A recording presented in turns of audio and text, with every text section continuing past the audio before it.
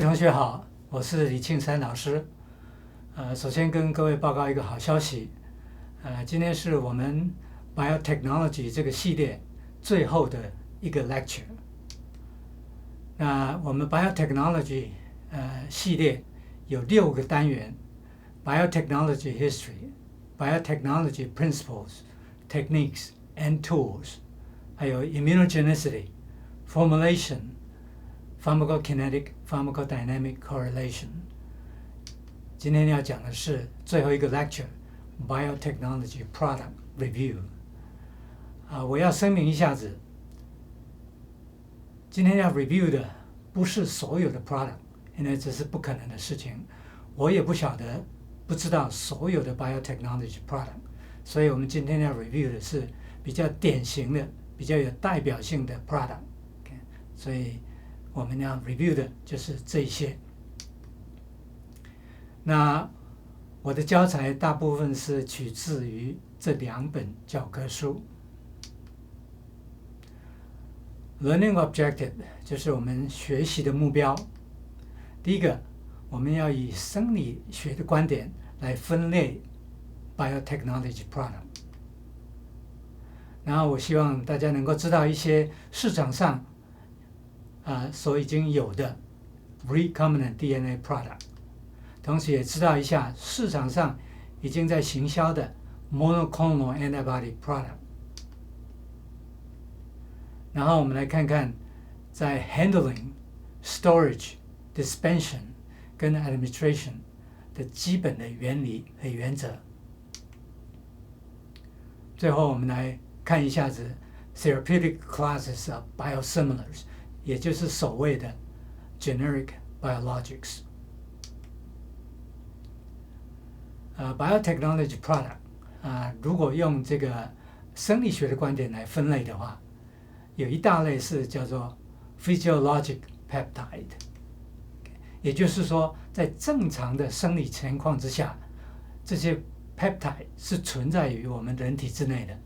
这个又细分为2类，一类是它存在的浓度是 therapeutic 或者是 pharmacologic， 譬如说 clotting factors、insulin、human growth hormone、erythropoietin， 这些都是存在于 pharmacologic concentration。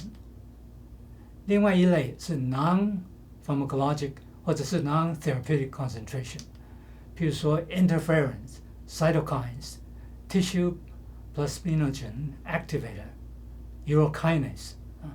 那我如果做一个说明的话，譬如说这个 clotting factor， 我们每一个人身体里面都有 clotting factor， 而且它存在的浓度是有 therapeutic effect， 等于是有医疗的效果。因为我们如果有出血的时候，我们身体里面所存在的 clotting factor 就可以阻止我们外伤的流血。但是 TPA Tissue Plasminogen Activator 它就不一样了，它存在的浓度非常的小，它只能够 prevent abnormal clotting， 但是真正有大的 clot 的时候，它是没有办法产生这个医疗的效果，所以这是它不同的地方。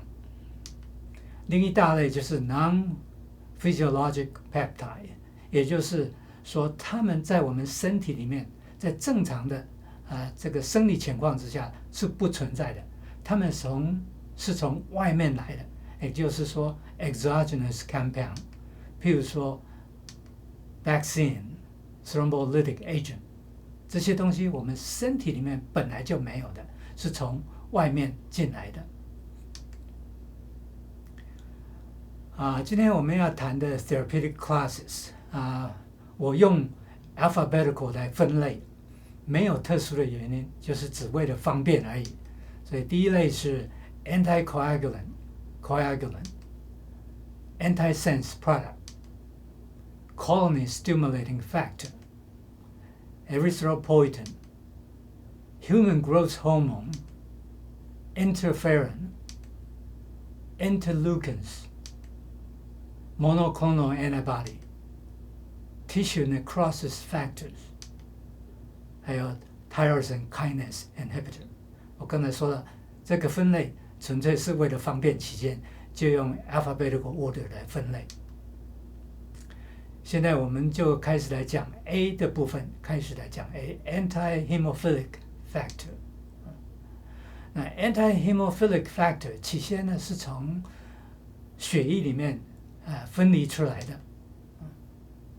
那后来因为有了 recombinant technology， 所以这个 AHF 就从这个 recombinant technology 来制造，从 recombinant technology 制造出来的这个 anti-hemophilic factor， 它有同样的 activity， 但是它没有 contamination， 就像我们从 blood 直接从血液抽取来的东西，一定会有忧虑到会有这个污染或者 contamination。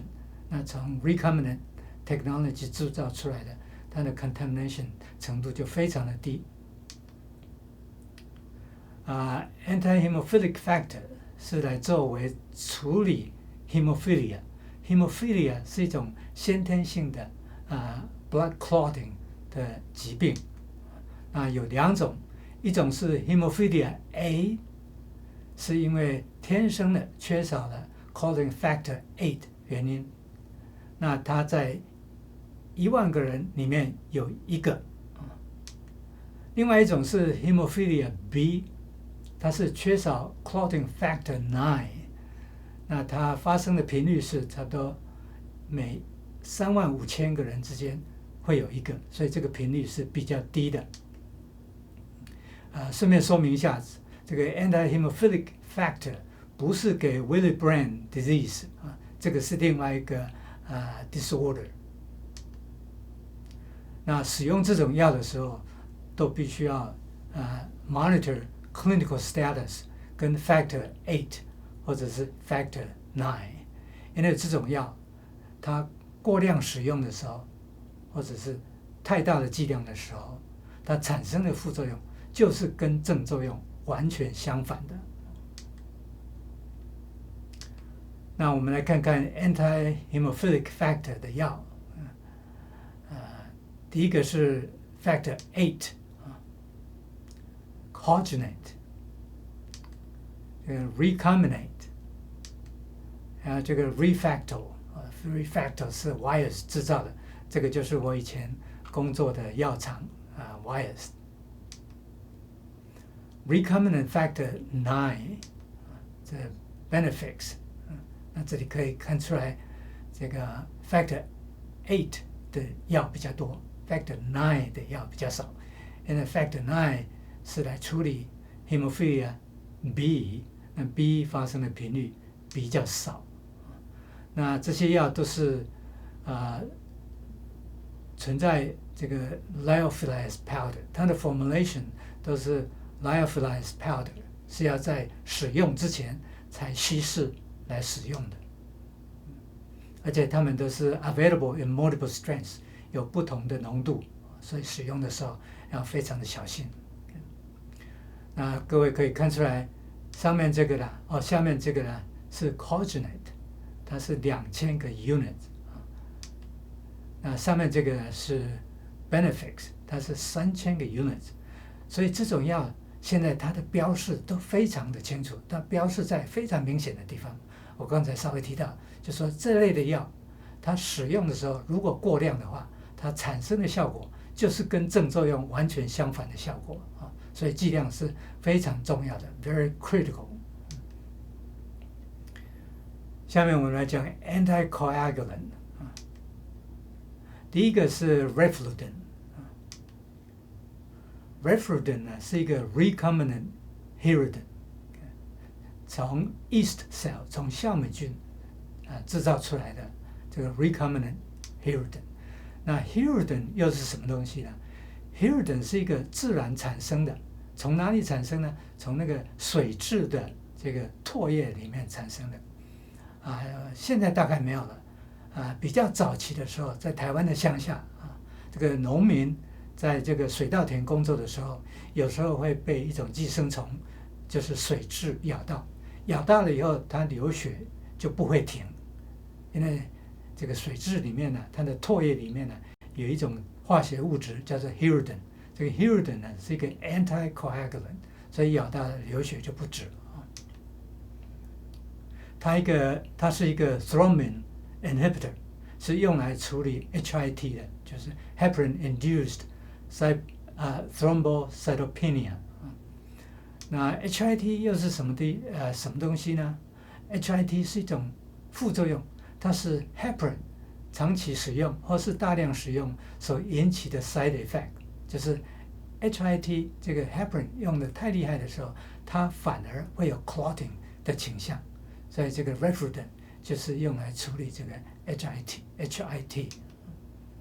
那这个剂量是 0.4 mg per kilo， 那当然不是要大家记这个剂量啊，这个剂量从 package insert 就可以查出来。contraindication 就是 APTT 如果是大于 2.5 的话，大概就不可以使用。为什么呢？因为我们刚才提到，使用这一类的药物，它的副作用就是跟它的正作用完全相反的作用，所以剂量非常的 critical， 而且这个 patient 的 condition 也是非常的 critical。那使用这类药物的时候，一定要 monitor clinical status。那像这个药呢，就是要 monitor APTT。